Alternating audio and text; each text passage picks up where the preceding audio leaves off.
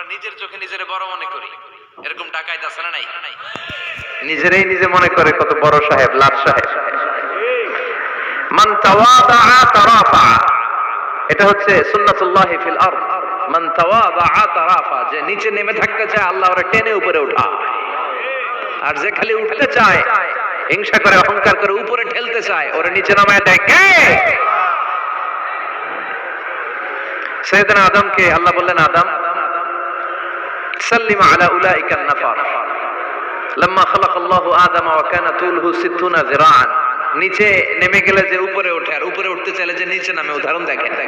আদম আলাইহিস সালামকে তৈরির পর আল্লাহ বললেন, আদম সাল্লিম আলা উলাইকা নাফার, এই ফেরেশতাদের সালাম দাও। কি দাও? সালাম দাও। কোনো প্রশ্ন নাই, আল্লাহ সালাম দিব কেন? ফেরেশতারা আমারে দিব না কেন? আমি আগে দিব কেন? কথা আছে কোনো? যেই সালাম দিলেন, সালাম দেওয়ার সাথে সাথে ওনার মর্যাদা বাড়িয়ে দিল কে?